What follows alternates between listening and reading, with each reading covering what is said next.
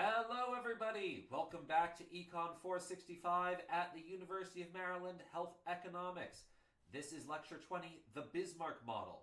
I am, as always, your lecturer, Liam Puckneys. I made some questionable decisions while gambling in Havana, and now I'm in desperate need of lawyers, guns, and money. Now, somebody else who was in desperate need of lawyers, guns, and money is this guy, Otto von Bismarck, the first chancellor and sort of the architect of United Germany. So, fun fact, before the mid 1800s, there wasn't a country called Germany. There were a bunch of small countries like Prussia and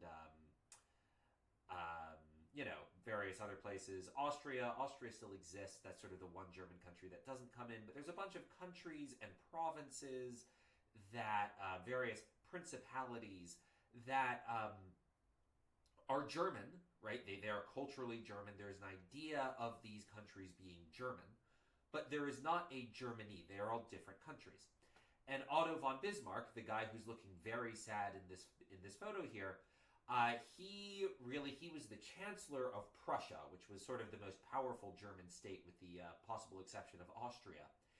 And he really, through a series of wars and diplomatic maneuvers, he managed to get to unite Germany under one common ruler, the Kaiser, and he formed the German Empire, right, which lasted until World War I, at which point it was replaced by the Weimar Republic, and then hopefully you all know what happened next after that. Long-term mixed legacy. But one of the things that Bismarck did in his sort of he was famous for this political philosophy of realpolitik, right, which is very cold-eyed, right? You read your enemy, you don't have any principles, and you do whatever, basically you do whatever it takes to get what you want. And so he applied that on both the foreign fronts, right? His goal was to unify Germany. He didn't really care about how he got there. But on the domestic front, he cared about keeping power, and he didn't so much. He cared about what he cared about, and he was willing to sacrifice basically anything else to make that happen. And so he ran into a problem while he was either Chancellor of Prussia or Germany, possibly both. I'm not sure the exact timing. But during the mid-1800s, socialism was really taking off in Germany. And Otto von Bismarck was very conservative, and he was really suspicious of these socialists, and he wanted to stop them from getting power, because if they got power, he would lose power. So what he did is he came up with the first, what we now call the Bismarck Model of healthcare, but it's one of the first sort of publicly funded healthcare models I'm aware of. And he did this to basically, one of the things the socialists were running on was, hey, we'll set up universal insurance, and we'll set up sickness funds for people, which are basically nonprofit insurance companies, and we'll improve healthcare access to everybody. And Otto von Bismarck may or may not have cared that much about healthcare in the German Empire or in Prussia, but he definitely cared about losing power, and he knew that if he took this from the socialists, he could beat them. And so he proposed this what became known as the Bismarck Model of healthcare, and implemented it in Germany in order to remove that talking issue from the socialists, right? It's a bit like today, right? When you think about Donald Trump and the Republicans on abortion rights, where the Republicans were super anti-abortion, and then Roe v. Wade was overturned, and the Republicans got destroyed in the midterms, and Donald Trump said, guys, stop trying to regulate abortion at the federal level, right? Just let the we're going to take the Democrat position. Well, we're not quite the Democrat position, but we're going to change our position so that we are neutral towards abortion, at least on paper, at the federal level. At the state level, that's a different story, but we're not going to pass laws about abortion on the federal level, and that way the Democrats can't campaign on abortion rights. And, Donald Trump did that, and he's president now, right? So this is a classic maneuver, right, to take away your opponent's talking point by saying, I actually don't care that much about socialized medicine. So, I will also, the socialists are offering a national healthcare system, right? A sort of, not quite, it's not as extreme as the beverage model, but it's not totally private either. It's sort of a mixture of the two. I will also offer this, and in doing so, I will take the socialist best issue away from them, because now they can't run on healthcare anymore because I, the conservative, have already granted the people healthcare. Otto von Bismarck was a very crafty guy. And, I will say, side note, I really like this picture of him.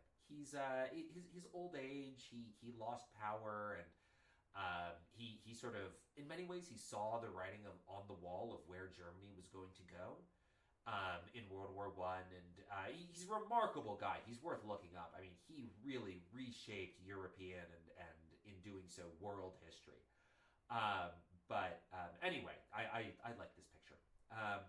So, what were the pillars of his model, right? What are the pillars of the Bismarck model? There are 3 pillars. The first is universal insurance. Nearly the entire population is going to have coverage. Now, the Bismarck model, I'm just going to get this out of the way now. It covers a lot of systems in a lot of countries, and they're all slightly different. So it's hard to say all Bismarck models have this or all Bismarck models have that. But Bismarck models basically all have these 3 traits in common. They have mostly universal insurance, right? Nearly the entire, all or almost all of the population is required to have insurance coverage, right? And this is a way of combating adverse selection, right? You force the robust to buy insurance, right? They rely on community rating. Now, what is community rating? You may have heard that term before. So community rating is when what you pay for insurance is based on everybody in the pool's risk, not your risk, right? So let's say the state of Maryland decides that college students need to form insurance pools, and the way we're going to do that is by what class you took during the second summer session. And so I don't know why they decide to do this, but they decide to do this. Darrell Pines lays down the law and says, this is how we're doing health insurance from now on, right? So all of us are put in a pool together. And once we're all put in a pool together, we all pay the same cost. Now, you may notice, this is I don't know your personal healthcare risks, but this is probably a bad deal for you because you're stuck in a pool with me. And that means you're paying $1,400 a month for Qulipta, right? Well, it's spread out amongst everybody, but you're paying $100 a month for my Qulipta, right? If that's spread out, right, we're spending $1,400 among basically everybody. That's about $100 a person a month, right? So we would all split that cost evenly, right? And we all have we all have expected risks. We all pay the same amount given we're in the same pool, right? We're all in the health ECON 465 insurance pool together, and the insurance company looks at us, they calculate our total risk, and then they say each of you pays the same amount based on the overall risk of everyone in the pool. So you guys would be stuck paying for my migraines and the fact that I am likely frailer than most of you, right? I imagine you wouldn't be thrilled finding out that, oh wait, we have to pay I personally have to pay $100 a month for Liam's overpriced migraine medication. Screw that! Bring in the health technology assessment. Ban Qulipta, right? We'll get to that. But that's community rating, right? Where what you pay for insurance is based on the risk of everybody in the pool overall, not your risk specifically. Broadly in Bismarck models, insurance is usually paid for by taxes, not premiums or very small premiums, right? So you can think of this as the rich pay more, not the unhealthy, right? So in a private insurance model,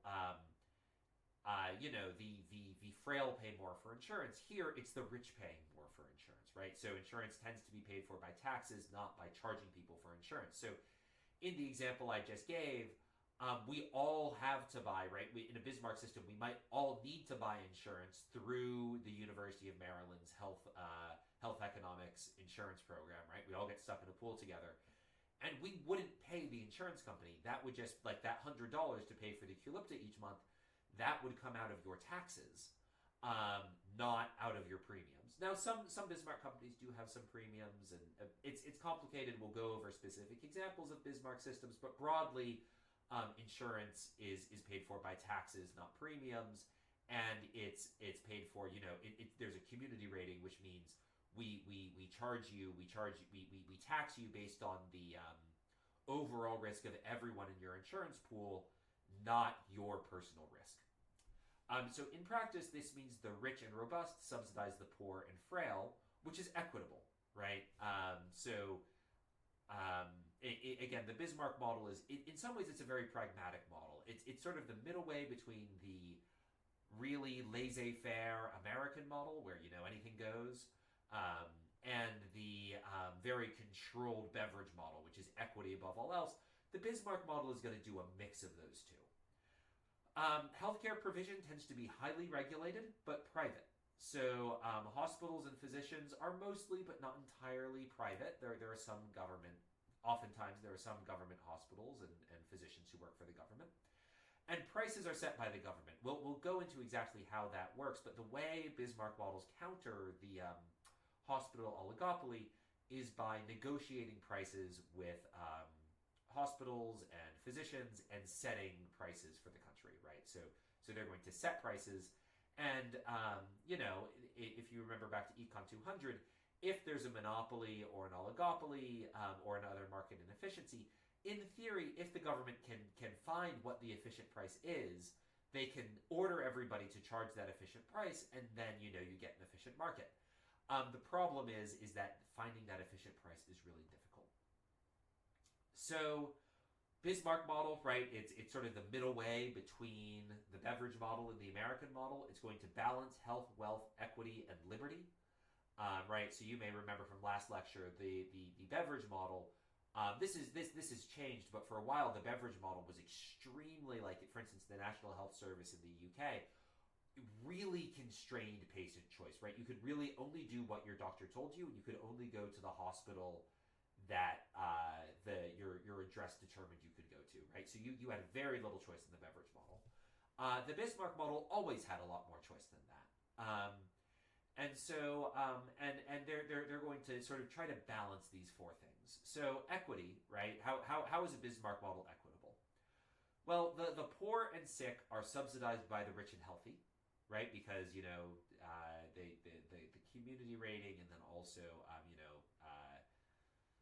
insurance is paid through taxes, which oftentimes fall more heavily on wealthier people. Most tax systems are progressive, so the rich pay more as a percent of their income than the poor do. And this side note, this effectively means that the rich and healthy, they effectively pay actuarially unfair premiums through their taxes, right? So we all pay into we all pay taxes into our insurance to pay for insurance, right?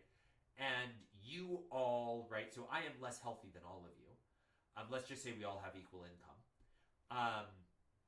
But I'm less healthy because I have migraines and you all need to pay for my Qulipta, right? You all being healthier than I am are going to share the cost of supporting, like, you're going to subsidize my healthcare by paying $100 a month for my Qulipta, right?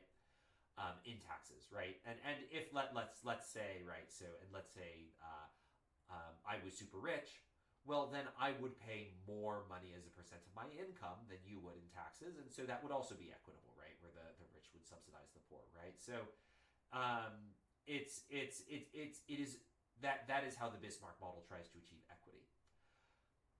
Now, in terms of liberty, patients can choose hospitals, and they have some control over insurance contracts. So you may remember in the beverage model, you were just given insurance. You had no choice over what your insurance looked like. You were just handed it, right? Bismarck models, Bismarck countries give their citizens more control over their insurance policies.